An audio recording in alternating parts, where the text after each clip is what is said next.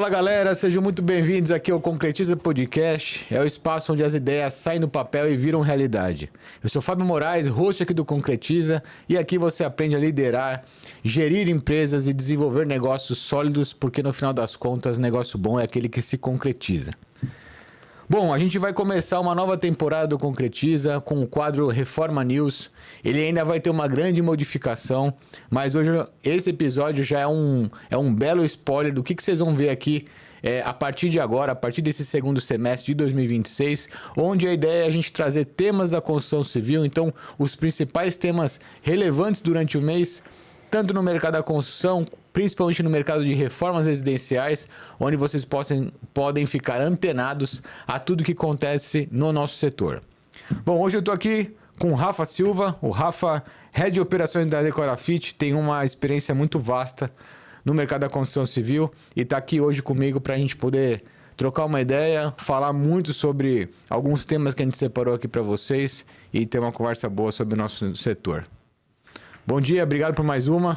Opa, bom dia, Fábio. Muito obrigado, primeiramente, pelo convite, por poder abrir aqui o Reforma News. Mais uma vez aí participando com o Concretiza. E muito feliz e honrado por ser o primeiro aqui, né, nesse debate aqui de um novo segundo semestre, um novo produto aí do Concretiza. Boa. Acho que não tinha como ser diferente, gente. O Rafa é, longa data, um cara especialíssimo no assunto, então vamos bater muito papo aqui, Rafa. Bora. Cara, o primeiro assunto que eu separei pra gente poder falar aqui hoje é sobre BIM. Então tem muita gente aí que eu não sei se conhece o que é a palavra BIM, ou já possam ter escutado falar. E também sobre inovações nos processos construtivos da construção civil.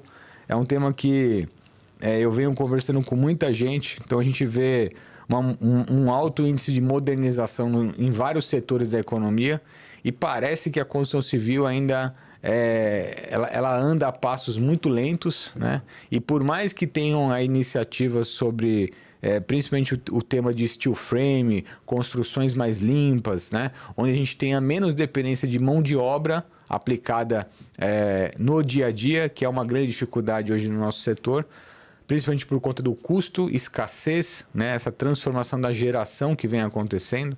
Então, é uma busca contínua do setor, um dos principais setores que movimenta a nossa economia, o nosso PIB, de trazer soluções melhores para o nosso dia a dia. Então, além dessa questão da construção limpa, tem o tema do BIM. Para que muita gente não saiba, o BIM ele significa Building Information Modeling, né? Então, como que a gente consegue concentrar o máximo de informações dentro de um único modelo, né? Lá atrás a gente tinha...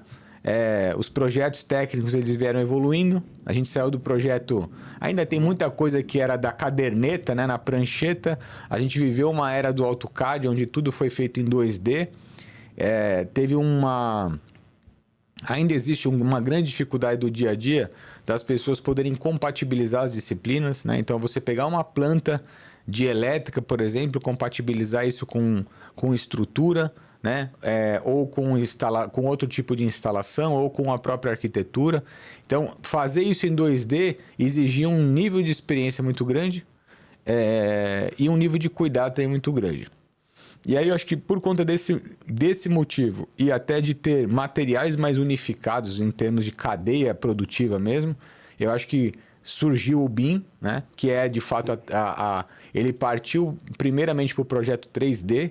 Então, a gente poder fazer as compatibilizações e tudo que ocorre nesse processo ainda de planejamento de projeto já em 3D, e aí depois segue as demais dimensões do BIM, que vai aí para o 4, 5D, né?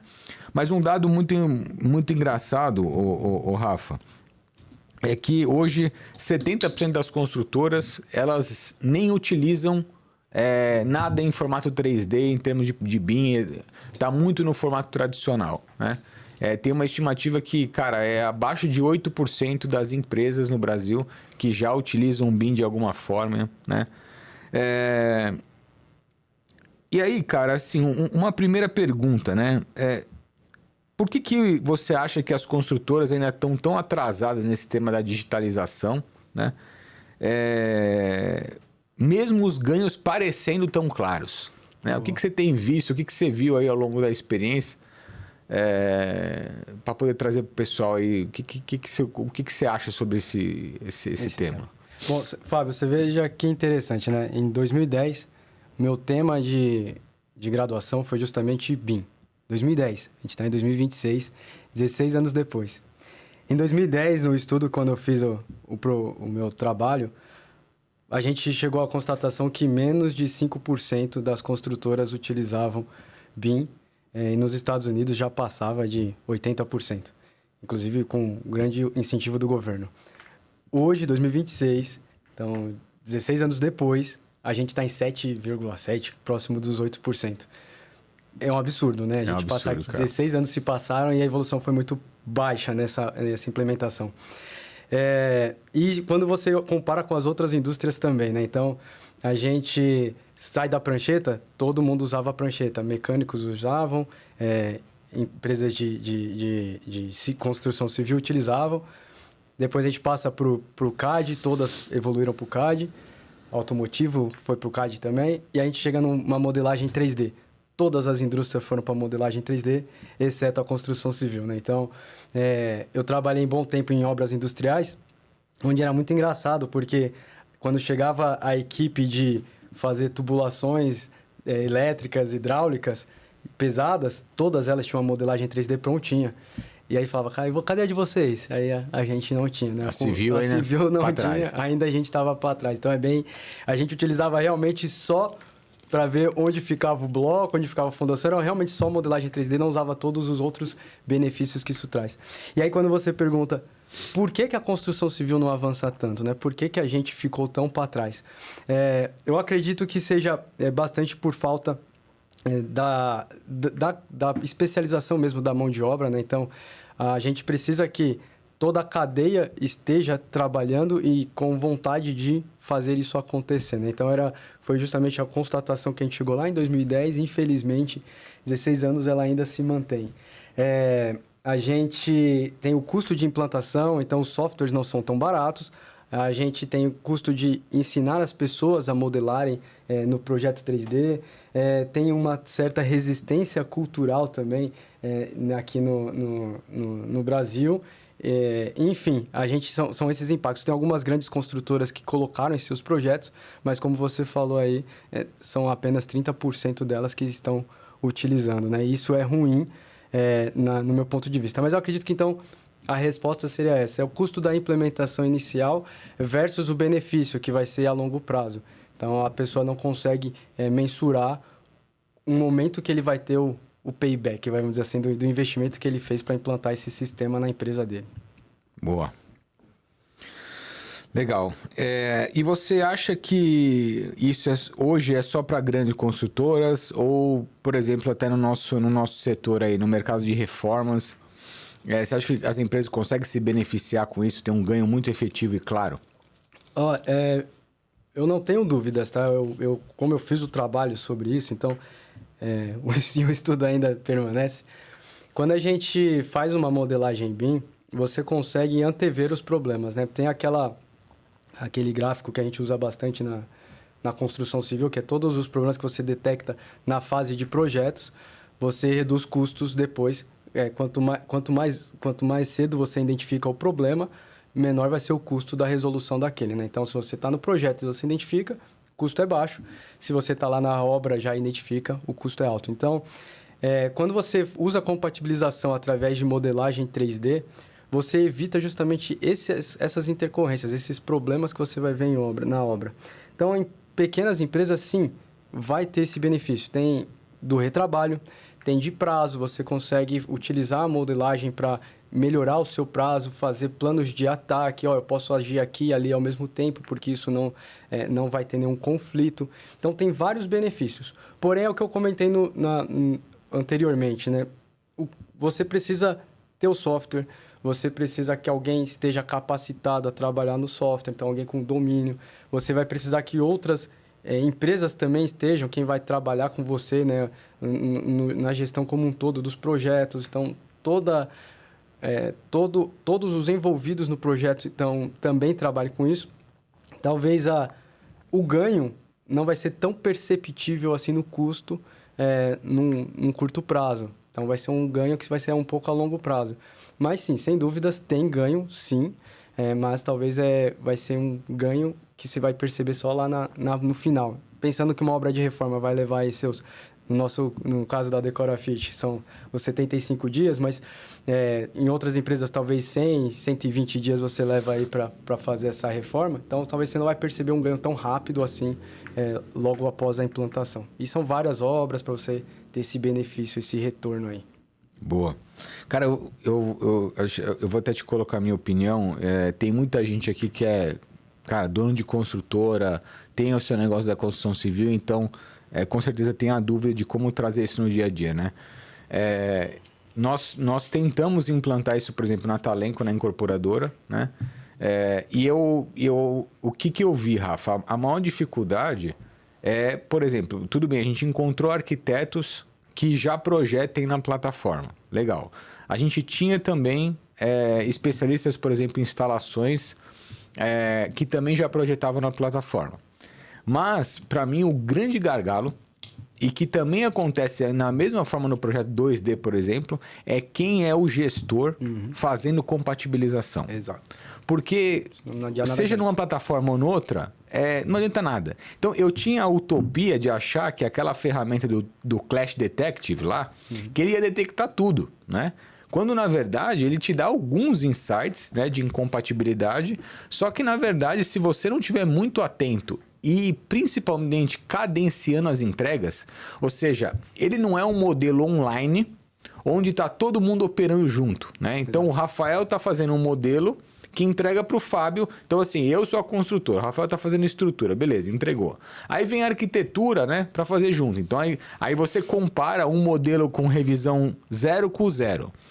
Aí, daqui a pouco, você já está fazendo uma outra revisão. Então, você já está fazendo a 1 enquanto a arquitetura está na 0, enquanto instalações está na 0. Aí, ou seja, essas revisões acontecendo simultaneamente com N disciplinas. Se você não tiver alguém olhando e precisa ter um gestor de projetos ali, um gestor olhando compatibilização e cadenciando essas revisões, você vai ficar maluco. Então é o que o nosso caso aconteceu. A gente não conseguiu ter uma pessoa que dominasse a ferramenta e que conseguisse cadenciar isso. Logo, a gente teve vários problemas de compatibilidade, mesmo utilizando a plataforma. Aí eu falei, cara, que coisa louca, né? Então a gente demorou muito mais tempo para desenvolver o projeto, no intuito de antecipar todos os problemas e etc. Mas que na prática a gente tentou 3 projetos de incorporação e construção fazer isso, que na verdade eles não caminharam. Então tá muito ligado com a cultura da construtora, da incorporadora, de poder organizar isso no setor, né? Que de fato é um pouco do que a gente transfere para o mercado de reformas. Então a gente já discutiu várias vezes sobre o tema. Então eu acredito que tem um ganho grande. Mas quando a gente olha a cadeia, né? O projeto nasce como levantamento quantitativo do apartamento, como que ele está, o levantamento cadastral, para depois ele ir para um 2D, para o cliente poder ver as alterações em 3D, para isso depois entrar as disciplinas, e a gente tem um ganho efetivo na nossa esteira. Ou seja, hoje tem vários softwares e plataformas que de fato até eles nem se conectam, né? Ou seja, é um desafio gigante.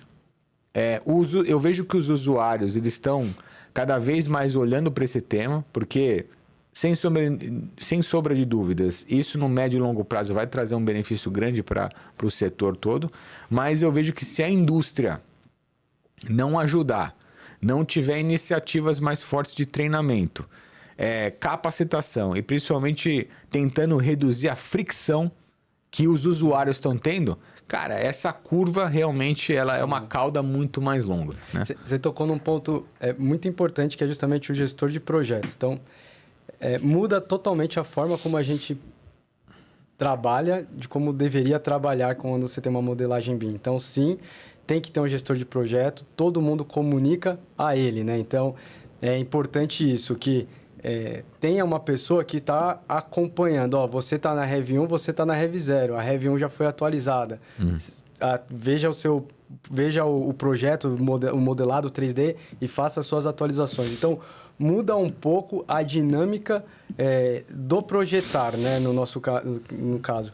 Então, sim, se você não tiver um gestor de projetos olhando para isso, pode ser que o que aconteceu com você na construtora. Você vai estar trabalhando com revisões diferentes, porque, como você trouxe, a plataforma realmente não é online, então são projetos que todo mundo vai implantando, vamos dizer assim, como no AutoCAD seriam os layers, né, que a gente vai colocando, as camadas. Então, seria exatamente isso. Ó, esse seu modelagem, vem um outro e coloca a dele. Faz o Clash Detect, devolve para aquele, ó, corrige aqui, volta, corrige aqui, volta. E aí você fica nessa etapa aí de projeto até todo mundo estar nas suas últimas revisões e o projeto sem nenhum problema, nenhuma intercorrência aí a ser corrigida. Que no 2D, teoricamente, deveria acontecer assim também. Só que é mais difícil de você pegar justamente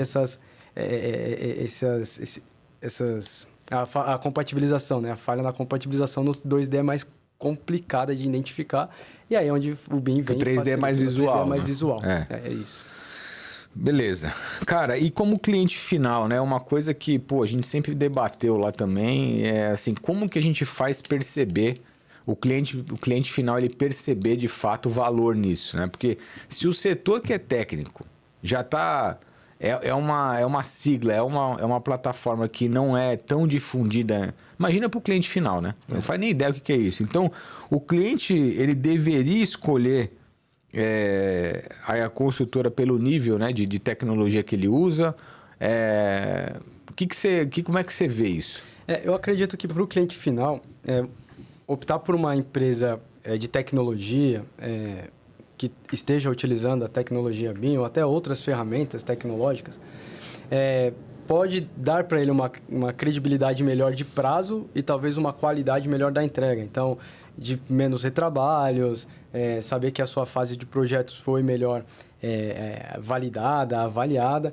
Mas, realmente, o impacto principal, a meu ver, vai ser para a construtora, para a empresa de reforma. Para o cliente, acredito que a percepção dele vai ser talvez mais no prazo do que em algum retorno financeiro, algo mais em conta ou algo nesse sentido. Então, acredito que seria isso. Né? Cara, sabe um negócio legal que eu acho que tem impacto para o cliente final? É o tema do as-built. Então, por exemplo, olhando o manual do proprietário, né? Tem muitas das vistas, né, que a gente faz que isso poderia ser feito 3D para ele poder entender como que aquilo está atrás da parede, né? Então, de modo que... Inclusive, a gente teve até uma iniciativa que eu acho que é uma tendência para o setor. Então, imagina que você está dentro do seu apartamento e aí você escaneia lá o seu QR Code no seu quadro de luz e tal, e você tem a geolocalização dentro do imóvel, onde você começa a olhar as paredes e você começa a ver pelo celular, o tablet, o que tem atrás dela, né? Ou seja, cara, seria uma... de fato, eu acho que é a evolução, né? A gente vai chegar lá, o setor vai chegar lá, o usuário merece isso, né? Por mais que o brasileiro não leia peanuts de manual do proprietário, a gente vê isso todo santo dia, né? Então você dá lá uma bíblia, você leva 3 meses para fazer um manual, aí o cara simplesmente fala, pô, isso aqui beleza da construtora, 100 páginas pro cara guardar, aí chega um marceneiro, sai furando tudo quanto é tipo de tubulação e é o mesmo cal de 1950, né? Perfeito. Mas eu acho que quando... E hoje, pela geração, pela tecnologia, pela nossa era, né, de hoje, eu acredito que quando o cliente tem algo mais visual e mais interativo, a coisa fica mais bonitinha de se ver, né? Mais fácil de usar. Um dos benefícios do BIM realmente é esse, né? Então, quando você faz a modelagem, é você chegar no final na fase de facilities, né? Então, na fase de manutenção predial, né? Que é o quê? 5, 6D? Acho que, se eu não me engano, é o 5D. 5D. Que é planejamento, 4D planejamento. Não, custo 5D. 6D. 6D, isso, correto. Então, assim, você realmente fazer o uso da modelagem inclusive para atualizações, né? Pô, você vai fazer uma reforma, você vai alterar alguma tubulação de lugar, você conseguir entregar isso para quem está fazendo essa reforma. Atualiza aqui o meu projeto para o que vai ficar. Então, é interessante para o usuário final essa parte, sim. Eu realmente acredito isso, embora, né, de 2010 a 2016 a evolução foi muito pequena, mas eu acredito que no futuro a gente vai chegar nesse nível de, você vai comprar o seu imóvel, tá aqui a planta atualizada tá aqui o meu projeto atualizado. Você sabe onde passa as instalações, onde foram feitas as alterações. Eu realmente espero a gente chegar nesse nível. Mas, para chegar aí, é tudo que a gente veio discutindo, né? Tem que ter um investimento aí da indústria massivo aí para isso acontecer, tanto na qualificação dos profissionais, no treinamento e até mudar esse conceito nosso de projetar, né? Acho que é isso. Boa. Cara, é isso. Pessoal, então, sobre o tema de BIM, Building Information Modeling, se você tiver alguma dúvida, quiser trazer aqui pra gente, deixa aqui nos comentários desse episódio. Com certeza vai ser um prazer compartilhar um pouco da experiência, do que a gente já fez, para você que seja ou da área ou cliente final, quiser discutir algum tema disso, sobre esse assunto com a gente, traz aqui. Rafa, outro tema legal para a gente poder discutir que eu trouxe aqui é isolamento acústico entre vizinhos, cara. Isso eu acho que foi um tema desde os primórdios ali que eu me entendo por pessoa técnica trabalhando na construção. Eu acho que esse tema ele se dá cada vez mais presente muito pelo movimento de verticalização nas cidades. Então, cara, as cidades estão sendo verticalizadas, né? Não existem mais cidades horizontais, então é tudo vertical. E isso deixou de ser um luxo e passou a ser regulamentação. Então, teve uma exigência regulatória recente, a NBR 15575, que ela estabelece quesitos mínimos, né? Para desempenho acústico, tanto de parede, laje, fachada, em habitações aí tradicionais, né? Bom, cara, tem muitos materiais que são usados, né? Então a gente pode citar lã de vidro, lã de rocha, que a gente sempre trabalhou, cortiça, painel, absorvente, revestimento vinílico, vidro duplo, ou seja, tem muita solução, né? Que pode ser aplicada, mas o grande ponto é que assim, tem muitas soluções que a gente precisa aplicar já na construção, né? No processo de construção. Tem soluções que dão para... Elas conseguem ser aplicadas sem o cliente fazer zero obra, né? O cara não quer reformar. A construtora não considerou isso na fase de construção. Então, o que fazer, né? E, obviamente, que quando você tem isso no processo construtivo, nós vemos que isso ainda se dá, infelizmente, nos processos de empreendimentos de médio e alto padrão, porque você vê lá mantas acústicas no piso, você vê isolamento de algumas tubulações nos forros. Então, são alguns cuidados que, ao meu ver, cara, isso encarece muito pouco o custo efetivo da obra e que as construtoras deveriam usar muito mais, mas por uma questão cultural, eu acho, cara. Né? Uma questão cultural e por uma questão de sempre economia, né? O construtor acaba tirando esse resultado final, acaba tirando essas coisas do meio, né? Então, o que você acha? Que vale a pena investir isso na reforma? Ou o que a gente tem visto aí nas obras que daria para a gente poder trazer de benefício nas reformas? Ou isso você acha que é só para apartamento novo? Negociado na planta, a hora que você está vendo o projeto lá no stand, que vai começar a obra? Boa. Esse tema, realmente, a norma, quando ela chegou, né? Já é algo que já tinha, né? A gente tem toda uma normativa de qual o nível de ruído que deve atender, enfim, mas veio essa norma aí para regulamentar e falar, gente, é isso que tem que atender. E as construtoras vão sempre pelo mínimo, né? Obviamente, visando maior margem, maior resultado. Quando a pessoa o cliente está fazendo a aquisição de um imóvel, é extremamente importante ele olhar isso. O custo de você comprar na planta algo já implantado, então algo que já está na concepção do projeto, obviamente vai ser muito menor do que você fazer isso numa reforma. Então, quando você adquirir um imóvel que já tem a proteção acústica, é muito mais interessante do que você comprar um imóvel e depois você vir colocar a sua proteção acústica. Contudo, há soluções que a gente consegue resolver que não são tão custosas e que resolvem, em parte, esse problema acústico também, né? Mas, olhando o lado do cliente, se ele conseguir... dificilmente ele vai conseguir negociar, né? Se normalmente o projeto já está aprovado e já está validado. Então, na hora que ele está comprando, na verdade, ele só opta por comprar ou não comprar, né? Então, tem manta acústica, tem parede dupla, vai ter o forro com isolamento? Não. Beleza, você compra ou não compra. Deixa eu até te interromper. Acho que você tocou num ponto importante que, assim, eu não sei a quantidade de pessoas que tem essa prática. Então, se você está comprando um imóvel na planta, tem um documento que você tem que solicitar para a construtora que não é o seu contrato.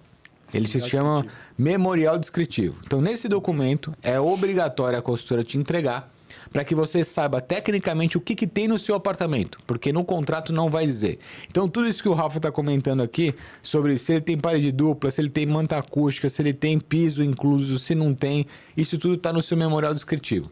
Então, acho que bem lembrado para que as pessoas possam solicitar, porque se você não solicita esse documento, você literalmente não sabe o que a construtora vai entregar, o que você está comprando de fato. E é interessante porque dificilmente as pessoas solicitam esse documento, né? E aí vai na comparação realmente no preço final. Pô, esse aqui tá custando barato, 300 mil, esse tá 320, eu vou comprar o de 300. Pô, mas esse 20 mil mais caro, às vezes faz uma diferença absurda lá no final do dia. Sem dúvida. Por conta do material que foi implantado, que a construtora se preocupou a trazer para você, né, no seu imóvel.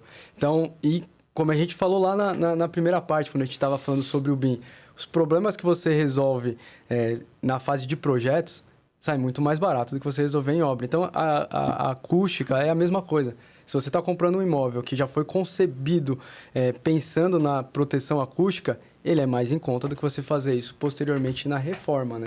Você não vai ter que...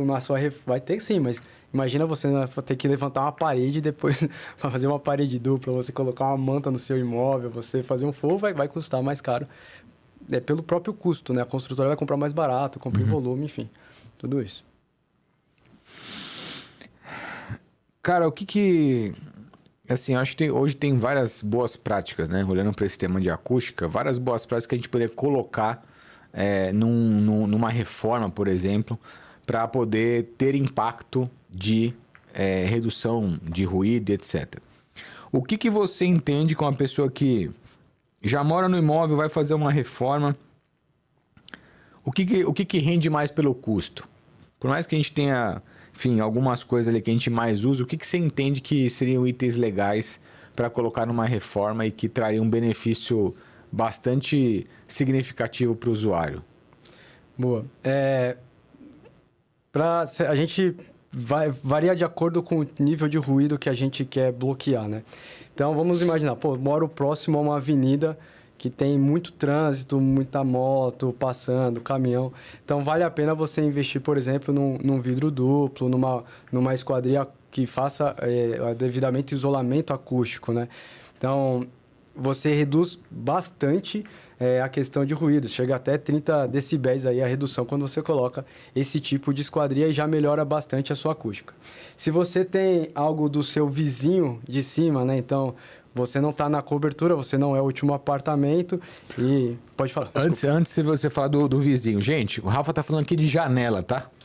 Janela que tem lá no teu quarto, na tua sala e tudo mais.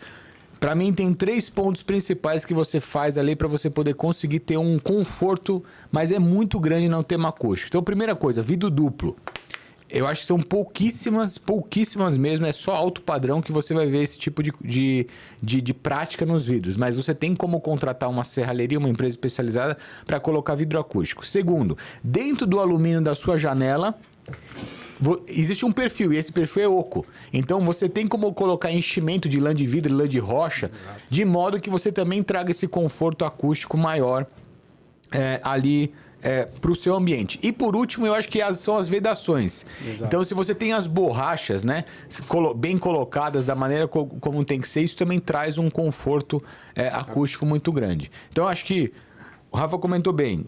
Qualquer lugar que tenha muito movimento, carro, buzina, primeira coisa que eu faria, janela. Janela, que são as esquadrias de alumínio, primeira coisa que tem que mexer. O fechamento na varanda também, né? Então, eu acredito que toda essa esquadria que você vai estar justamente lá de frente com o ruído, né? É um bom investimento. Boa. Quando a gente comenta sobre vizinhos, né? Então, seu vizinho de cima... acorda muito cedo, é salto alto, cadeira móvel arrastando, tem uma criancinha, né? Então vai ter móvel arrastando. Você quer acabar com esse ruído, aí você vai ter que partir com algum isolamento no forro. Então, colocar alguma manta, alguma lã de vidro no forro, você consegue reduzir também bastante aí esse impacto. Inclusive, esse é um dos motivos que eu comentei. Pô, a construtora poderia ter colocado uma manta no piso, feito um contrapiso acústico, já resolveria esse problema. Se não foi feito, você consegue investir no seu apartamento colocando isso no forro. Agora, se o seu problema é os corredores, né? Então... Deixa eu complementar isso também. Por favor. Gente, essa questão de isolamento no forro, então, o que que é? Você imagina que tem uma manta, que ele é uma espuma, como se fosse uma espuma, de mais ou menos uns 3, 4 centímetros, onde você vai simplesmente colocar ele em cima do teu forro. Então, a equipe especializada de gesso, quando está fazendo isso, ela vai... No processo de montagem do forro, ele vai colocando junto às placas, que fica escondido, e é obviamente que traz esse conforto acústico. Eu acho que outra prática legal, Rafa, e traz muito barulho, por exemplo, nos banheiros, né? Às vezes, a pessoa mudou o layout do apartamento. Então, por exemplo, no meu apartamento, o meu ilustre vizinho de cima, ele tem um bar em cima do meu quarto. Nossa. Então, a sacada dele, ele integrou tal, e ele tem um bar em cima. Tudo bem. Mas tem casos que, por exemplo, as pessoas têm banheiro e tem tubulações passando ali. Exato, então, esse ruído da descarga, da água correndo na tubulação também incomoda.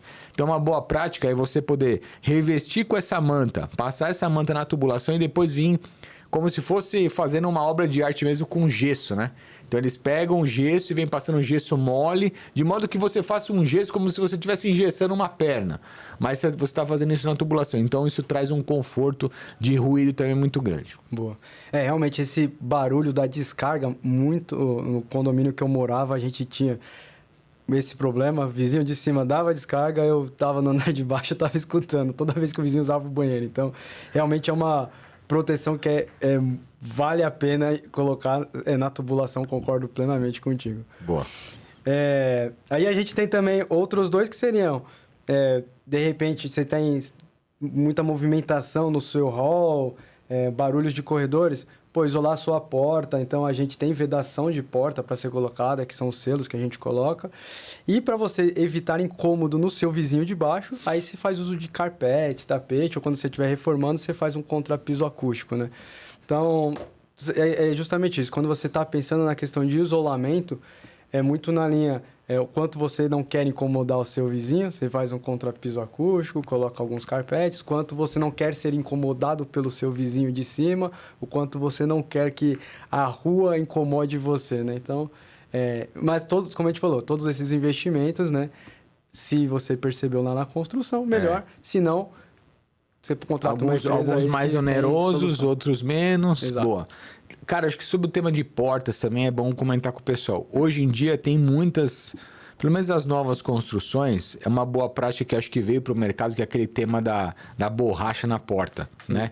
Então, se vocês repararem, tem muitas portas hoje que já são entregues com uma borracha de vedação, né? Mas, além disso, você tem que se preocupar também em como é a folha da sua porta. A folha da porta, às vezes ela pode ser 100% oca, ou meio oca, semi-oca, ou de fato maciça, né? Então, isso também impacta muito na qualidade acústica que você tem dentro do apartamento. Então, se você está vendo muito ruído, quem está no banheiro, quem está fora do apartamento, no hall e tal, preste atenção em como essa sua porta ela foi confeccionada, e talvez a troca dessa folha, da folha da porta, e colocar também uma vedação embaixo, né, da porta, também ajude muito nesse processo. E aí a gente volta ao tema memorial descritivo, né? Onde vai estar falando se sua porta de entrada é maciça ou se ela é semi-oca? Onde vai estar falando se a porta do seu banheiro é oca ou semi-oca, né? Então, realmente é extremamente importante que olhem o memorial descritivo, porque isso pesa. Uma porta maciça, obviamente, é muito mais cara que uma porta oca. Sem dúvida. Então, você precisa... Isso você vai perceber no preço final do produto que está sendo entregue. Depois você trocar essa porta, vai sair mais caro também. Então, Boa. é um ponto para observar. Bom, Rafa, mudando de alhos para bugalhos e falando aqui um pouco das excelentes iniciativas que nosso governo federal tem, né? Conseguiram, cara, de fato aprovar a escala dessa PEC 6-1, né? Eu não quero entrar aqui no tema da PEC, obviamente, porque, cara, tem me dado cada vez mais desgosto discutir sobre as práticas do nosso governo, mas uma coisa é fato, essa redução de 44 horas semanais na jornada dos trabalhadores para 40 horas, isso vai ter impacto no preço dos imóveis, né? Nós já é um tema que a gente vem discutindo bastante no nosso dia a dia, por outras práticas, né? Então, cara, guerra, agora com esse fechamento do Estreito de Hormuz, tudo impacta. O cara fala, mas o que eu tenho a ver lá com a guerra do Irã, né? Mas na prática, cara, 20, 30% de todos os materiais que são transportados e vendidos no mundo passam por ali, né? Então, com certeza você tem impacto no dia a dia, no preço final do produto, sim, seja pelo petróleo, seja pelo próprio produto que está demorando mais tempo, a demanda está muito maior do que a oferta. Ou seja, a gente já vem sentindo um grande impacto nos materiais no nosso dia a dia, né? Agora, segundo a Abrainc, né, esse impacto pode ter um reflexo de até 5,5% no preço dos imóveis. E quando a gente fala, né, considerando um financiamento de 30 anos, isso seria suficiente para poder excluir, cara, pelo menos umas 2,5 milhões de famílias de ter uma nova moradia, de ter uma moradia, obviamente porque o nosso déficit habitacional sempre foi muito grande, continua crescendo e é algo que eu acho que ainda vai crescer por muito tempo, dadas as iniciativas que a gente tem aqui no nosso país, né? Agora, você acha que que pode existir uma comparação direta dessa questão da aprovação da PEC com esse aumento do custo direto? Ou você acha que tem alguns outros fatores nessa conta aí da Abrainc mesmo? Boa, é uma ótima pergunta e você até na introdução já trouxe um pouco, né, a resposta e a minha percepção, né? Eu acredito que são muitos fatores, sim, que envolvem a conta final, né? Qual é o valor do imóvel final? Então, a gente tem a Selic aí rodando num patamar altíssimo, né? Tem o valor dos insumos, que querendo ou não, com o aumento do combustível, com o aumento do petróleo, aumentou o combustível, consequentemente aumentou os fretes. Tem o aumento do próprio produto no final do dia, né? Então, que vai chegar à sua casa. Então, todos esses fatores, soma-se a isso também essa questão da jornada, né? A gente sabe que na construção civil é normal você trabalhar de segunda a sábado, né? Então, já era algo que a gente está aí há anos trabalhando desse modelo. Mesmo com uma jornada menor, mas já era meio pacificado isso no setor, né? Então, assim, a gente sim tem impacto, sim também tem o seu peso, porém, na minha visão, são N fatores aí que somam ao impacto no final do dia do aumento do valor do imóvel. Mas acredito que só vem a contribuir com isso. Mas eu acho que vale a pena a gente separar a área de Bulgária aqui até para o pessoal poder entender, né? Quando a gente fala da construção civil, o mercado da construção civil é gigantesco. Então, a gente pode... Eu acho que a gente poderia classificar em 3 grandes grupos, tá? Então, por exemplo, a gente está falando de infraestrutura, sim, do país. A gente está falando de construção de novas unidades habitacionais e poderíamos colocar reformas, né? Eu vejo que para a infraestrutura tem sim um impacto direto, talvez não tão direto no bolso do consumidor, mas isso vai custar de alguma forma mais para o governo, que consequentemente vai retornar em impostos, etc. Né? O custo de tudo acaba subindo, inflação e etc. Exato. Beleza. Quando a gente fala de construção de novas unidades habitacionais, aí sim. Porque eu acho que, olhando essa escala, são os 2 principais setores que isso impacta diretamente. Uhum. Então, infraestrutura no país, cara, todas as obras, as grandes obras de infraestrutura, seria que a galera trabalha de sábado até domingo, né? Beleza, já tinha hora extra, mas sempre com essa escala levada ao extremo. Na construção de edifícios, a grande maioria também, né? Então, cara, a gente sempre vê sábado, talvez não um dia super produtivo, mas um dia, né, onde tem muita coisa acontecendo. Já no nosso mercado, por exemplo, de reformas, aí já não vejo tanto impacto, né? Eu não vejo tanto impacto. porque a gente, nos condomínios, a grande maioria, a gente não consegue trabalhar os finais de semana, né? São poucos condomínios, geralmente quando eles estão em fase de implantação, né? A construtora acabou de entregar um condomínio e aí libera para a galera poder dar aquele gás e fazer as reformas que precisa, pelo menos ali nos primeiros 3 meses, né? Para o prédio poder entrar em operação. Concordo. Acredito que nesses dois mercados, construção, na construção civil, infraestrutura e na habitação, eu acredito que sim, tem um grande peso. E o que você trouxe, na reforma o impacto vai ser muito pequeno. Acredito que os outros fatores impactam muito mais a reforma do que, em si, a alteração da jornada. Obviamente que a gente falou da questão dos demais outros fatores para aumento de custo de material, que aí sim está diretamente ligado com a reforma. Exato. Mas algo, Rafa, que eu acho que está assim, muito conectado com esse tema é o seguinte, né? Eu, cara, até coloquei esses tempos no Instagram uma postagem sobre o custo da mão de obra, né? Na verdade, o custo da mão de obra vem crescendo cada vez mais e a disponibilidade de mão de obra caindo cada vez mais.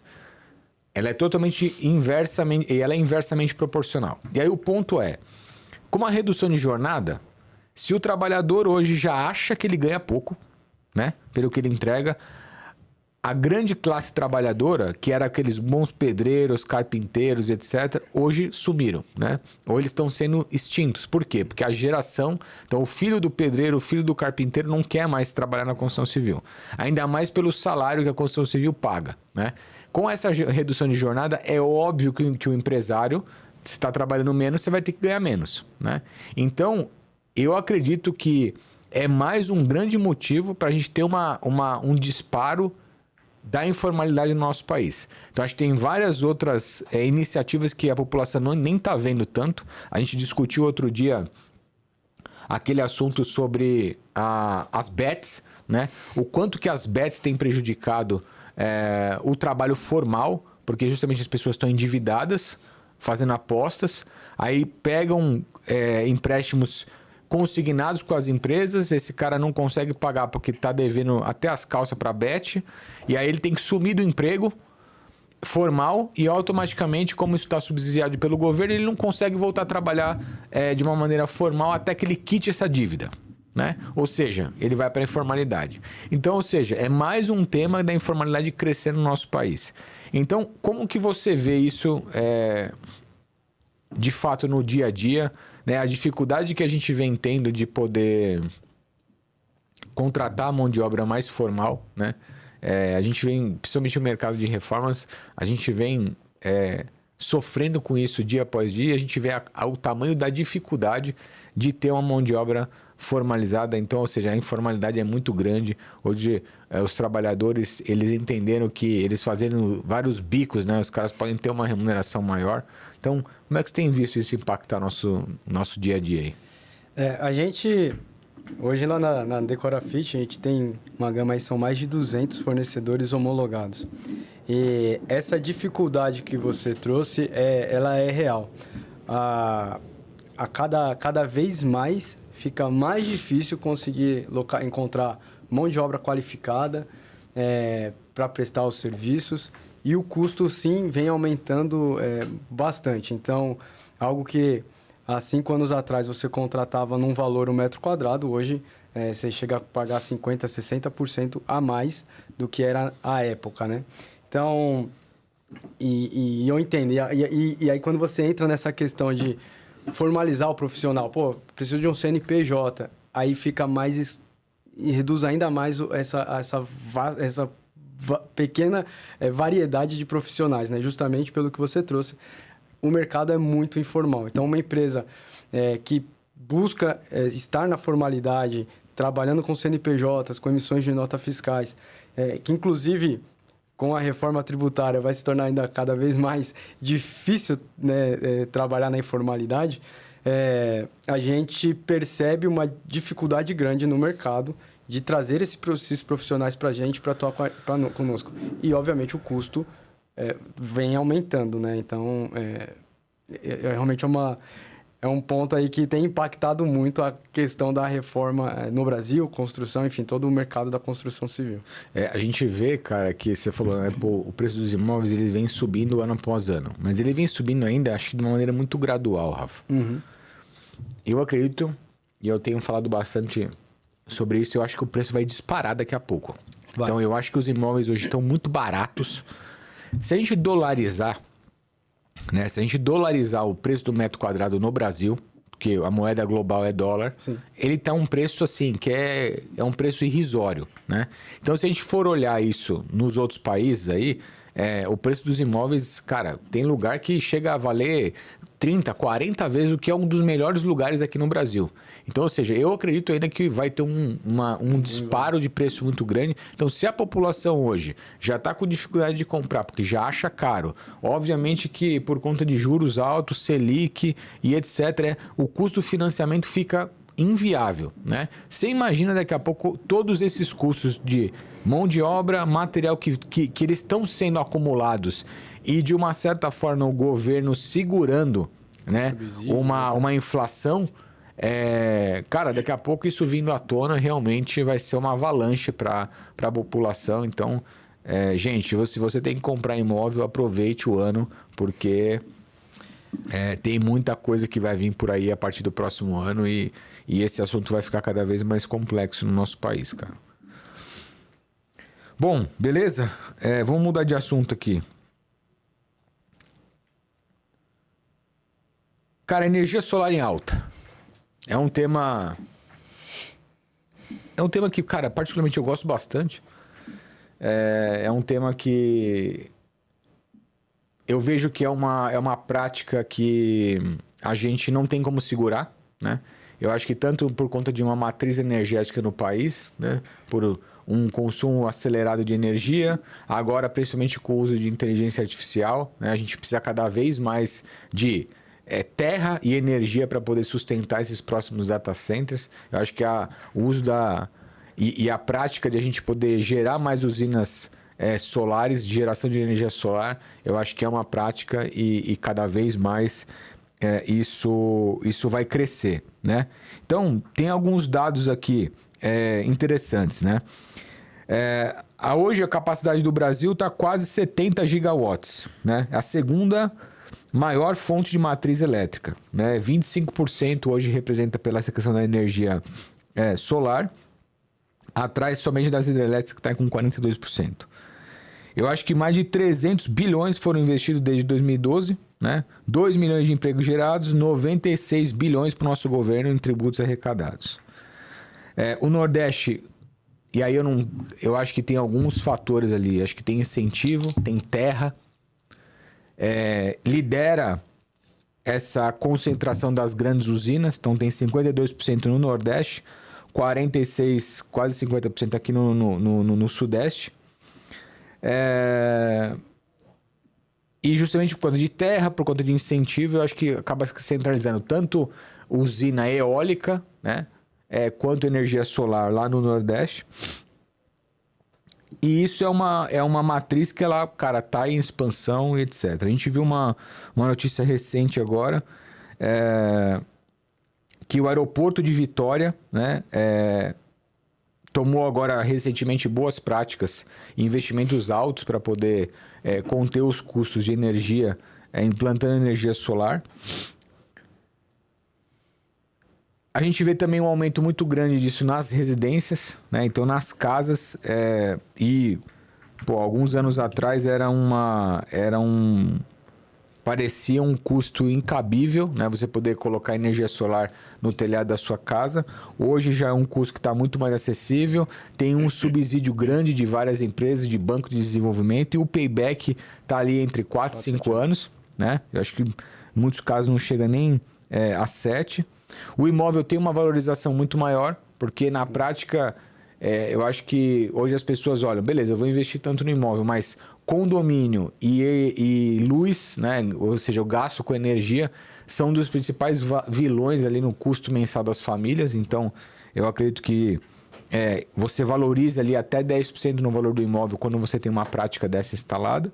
Então, assim, é um tema que vem crescendo bastante, Rafa, e E uma coisa legal, né?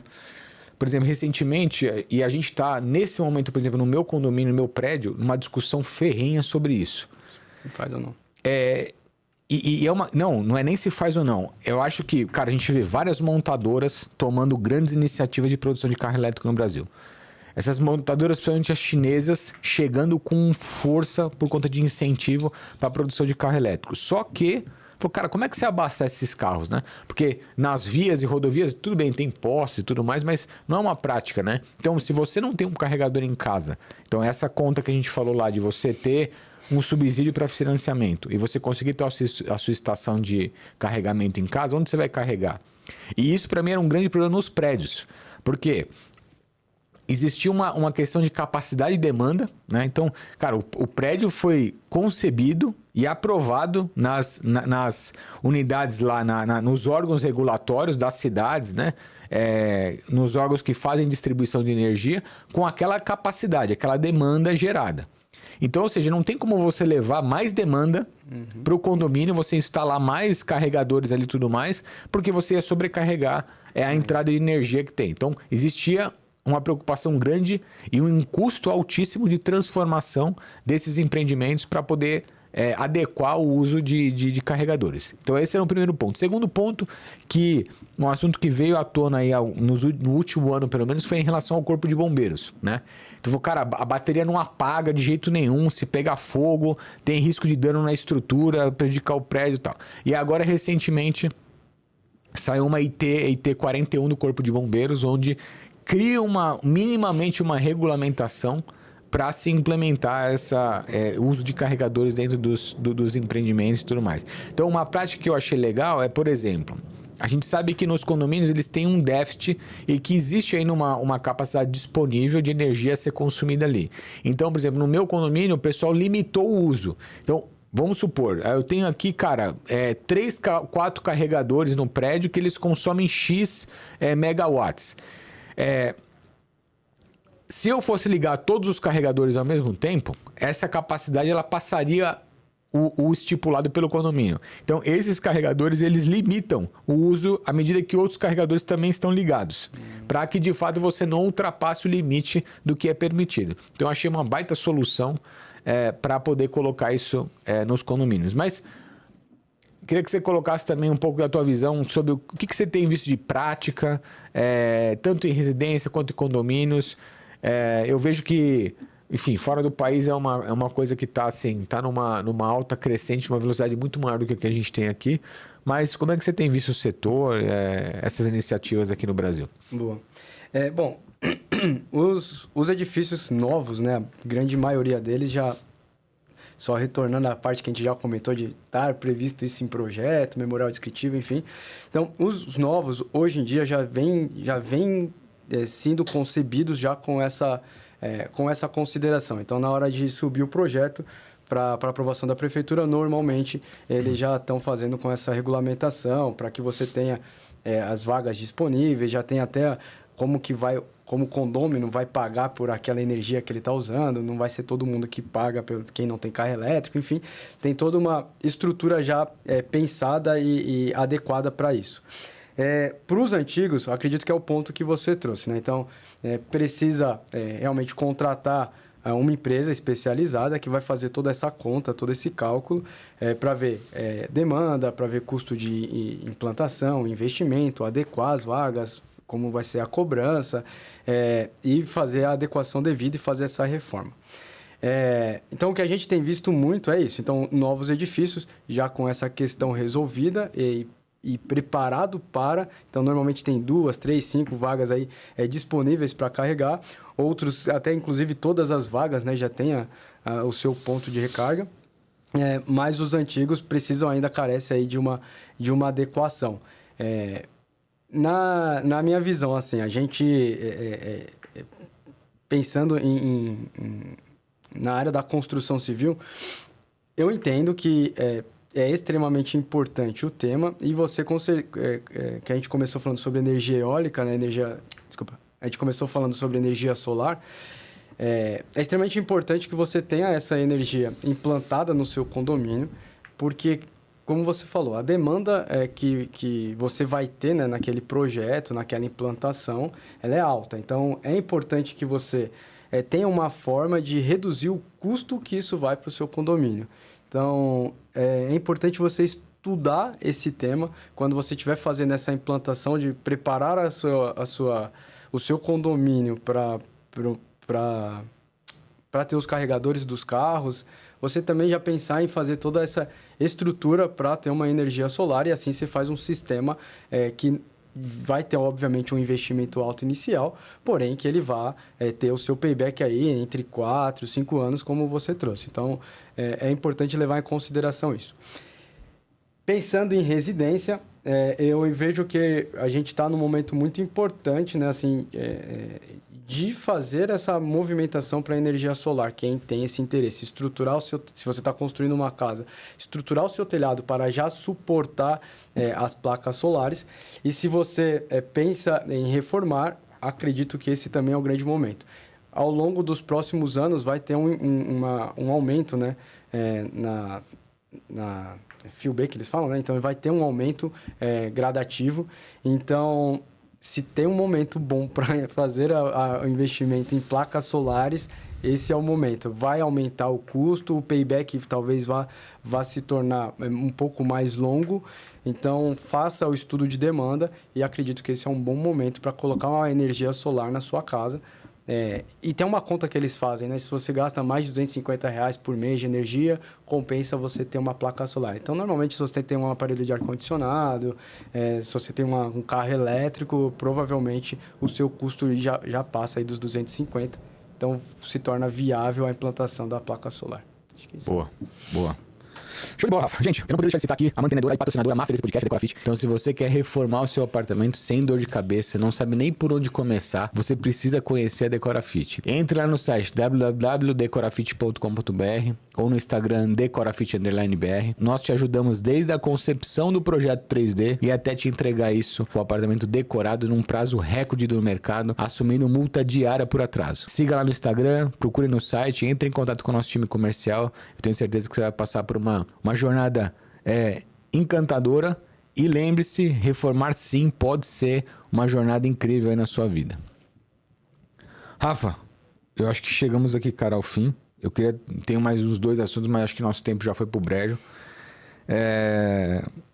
Eu acho que foi legal, cara, a gente discutir o mercado. Eu espero também que vocês tenham gostado em casa desse formato, a gente poder trazer temas aleatórios e temas novos aí da construção civil pra gente poder debater aqui. Você que é da área ou se interessa pela área, poder estar aqui discutindo com a gente.